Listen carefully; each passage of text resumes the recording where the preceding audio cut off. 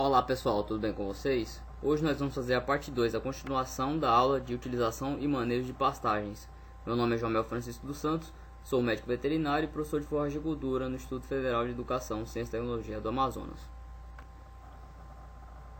Então pessoal, depois que nós já fizemos o planejamento de qual a finalidade, de como o que vamos fazer, já fizemos a escolha da planta forrageira, da espécie forrageira que vai ser implantada, né? Para que nós vamos fazer, qual espécie nós vamos criar, espécie animal, enfim, já falamos também do valor cultural das sementes, né, da qualidade dessas sementes. Vamos agora para a parte da análise e preparo do solo, que é muito importante, porque ao analisar o solo a gente vai estar analisando a base da produção forrageira, né? O solo é muito importante, que é de onde vai vir os nutrientes que vão nutrir essas plantas, né?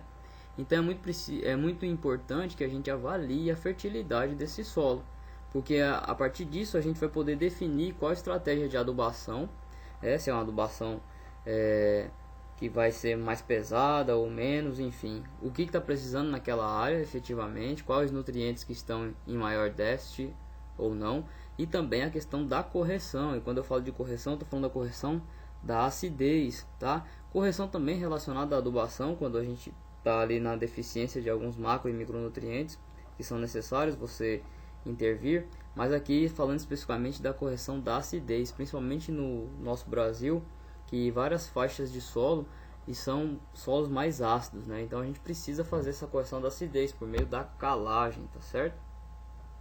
Então a gente vai falar mais alguma coisa à frente, né, depois no aprofundado, mas aqui é só para a gente já ter uma ideia do que a gente tem que fazer. A gente tem que avaliar essa fertilidade para saber quais os atributos químicos que eu vou utilizar, né, que eu preciso melhorar nesse solo, tá bom? Eu tenho que identificar e classificar a topografia dessa região, porque dependendo disso eu vou avaliar como é que eu vou preparar esse solo, como é que eu vou ter que trabalhar, isso já também pensando na planta forrageira, né? Isso é uma junção daquela escolha da espécie forrageira. Se há risco de erosão no local, eu tenho que fazer práticas conservacionistas, ou seja, eu tenho que fazer alguma forma de que eu vou conservar essa região para que não tenha problema, que não tenha aumente esse risco de erosão, tá certo? Então eu vou fazer práticas de sulcamento, fazer curvas de nível, preparar em faixas alternadas, tá? Vou estabelecer plantas, de preferência plantas de aspecto prostrado, aquelas que vão estabelecer mais rapidamente, plantas que vão ter uma maior cobertura de solo, tá certo? Para evitar que tenha esse problema de lixiviação, esse problema de erosão, tá? Que às vezes começa com pequenos sulcos, né? Mas aí com o tempo depois pode ter sulcos maiores, pode ter uma grande erosão, que isso vai danificar bem essa área. E com certeza você perdendo na área de solo, você está perdendo produção foliar também, tá certo?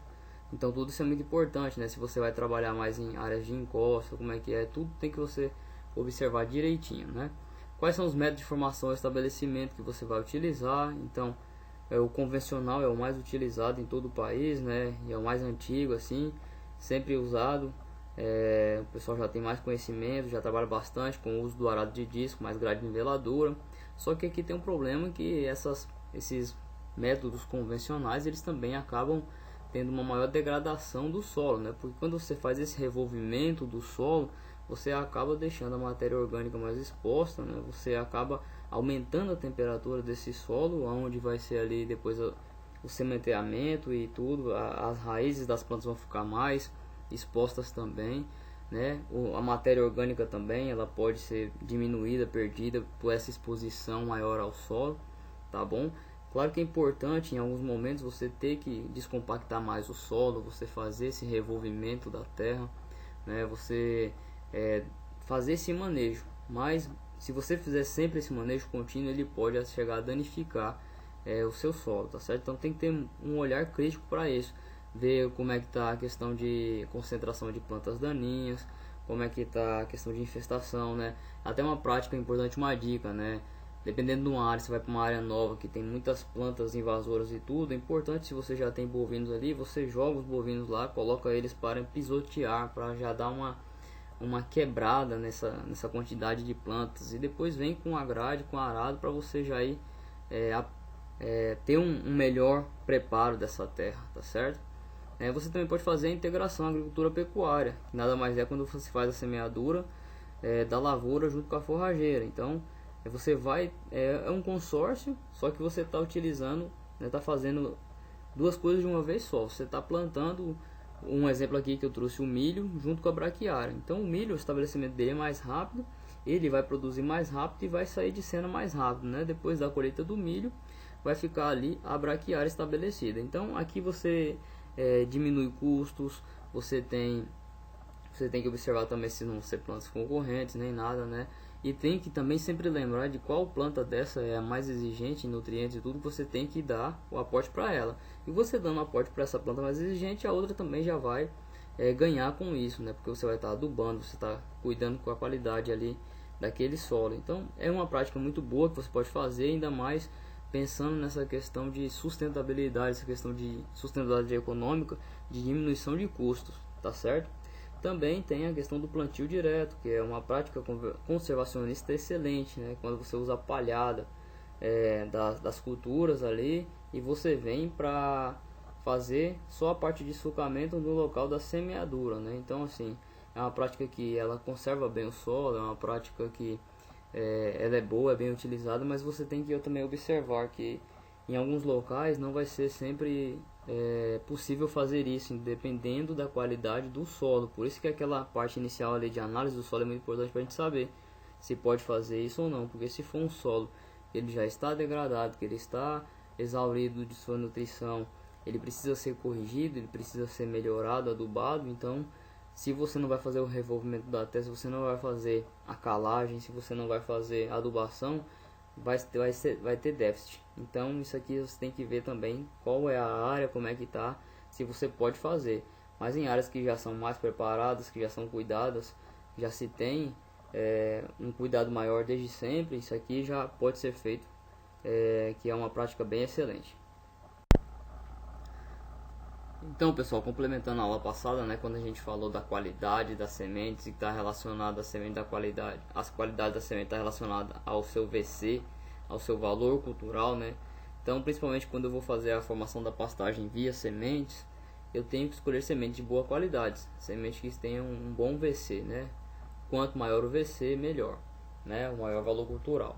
Então ela tem que quando você utiliza semente de boa qualidade, ela vai ter uma maior instalação das pastagens, né, uma maior uniformidade, um melhor comportamento no desenvolvimento, né, vai ser mais resistente a doenças, também tem resistência às mudanças climáticas e tem-se também uma maior produção de forragem, consequentemente. Então é muito importante essa escolha da semente, né, às vezes o produtor acha que o preço, né, é um pouco mais caro, tal semente e tal, de algum laboratório, enfim, mas tem que ver que isso está relacionado à qualidade.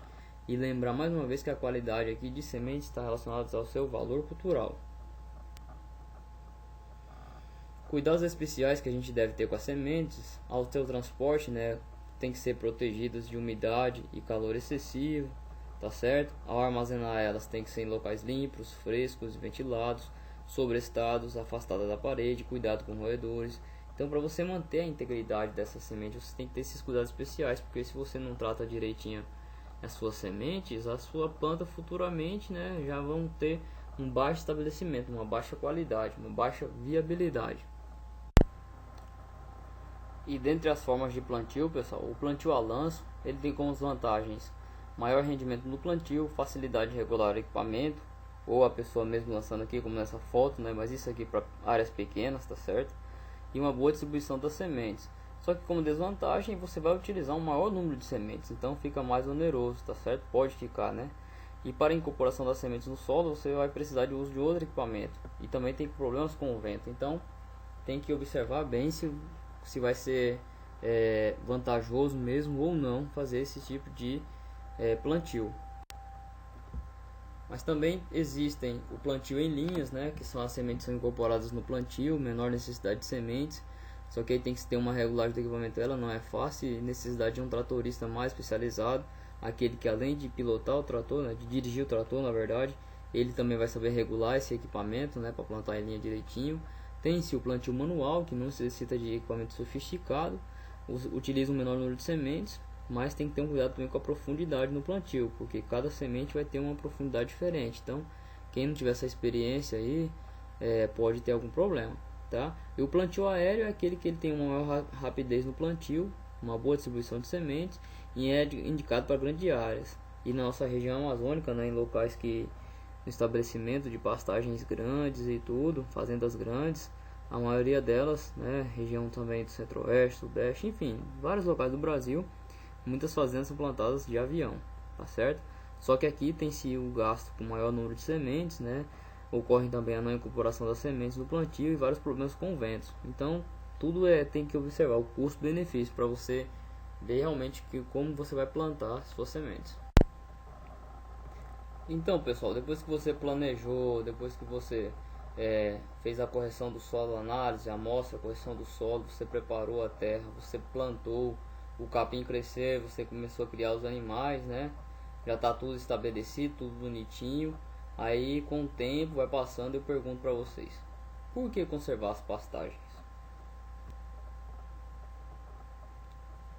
É muito importante, pessoal, que além de todo esse cuidado na implantação ou até na renovação das pastagens, eu tenho que lembrar da conservação das pastagens. Porque se eu não conservo corretamente as pastagens, vai ocorrer um exaurimento, né, uma exaustão dos nutrientes nesse solo. Essa planta ela vai ficar mais fraca. Nas épocas de estiagem, se eu também não tiver um controle, um cuidado, um manejo eficiente de rotação, de pastagem de tudo, o que vai ocorrer? Vai acabar que vai degradar essas pastagens, essas áreas vão ficar bem degradadas, os animais vão ficar com baixa disponibilidade de alimento e os animais vão acabar, aquele efeito sanfona, vão emagrecer bastante, chegando até podendo vir a óbito, tá certo? Então aqui é uma das coisas que a gente tem que evitar ao máximo que aconteça, que esses animais passem por essa necessidade alimentar, tá certo? Então sempre manejando corretamente, com tudo que a gente já falou aqui, eu sempre fazendo os procedimentos corretos, eu sempre conservando as minhas pastagens, né? Quando é preciso fazer análise de solo, fazer a adubação, correção, fazer a troca de piquetes, ou se é necessário fazer uma renovação de pastagens, enfim. Eu tenho que cuidar para que não chegue num tempo desse, mesmo na época de estiagem. E aí, a gente vai ver ao decorrer das nossas aulas, né? Nas próximas a gente vai falar de quais são as plantas, estabelecimento para estabelecimento das pastagens, mas também nós vamos falar das formas de conservação de alimentos, né? Que é muito importante para que não chegue os animais passarem necessidades nutricionais. Bom, pessoal, então esse e-book, né, do pessoal lá da Universidade Federal de São João del Rei, da professora Janaína Martucelli, colaboradores, então é muito importante que vocês leiam, já deixei para vocês aí. Algumas partes da aula eu peguei também daqui, desse manual. É um manual muito bom, recomendo que vocês estudem por ele também, tá? Os outros materiais também que eu estou recomendando para vocês. E aqui, das próximas aulas, vamos falar das principais plantas para o estabelecimento das pastagens e posteriormente as formas de conservação dessas forragens, tá bom? Encontro vocês no próximo assunto. Até a próxima aula, pessoal!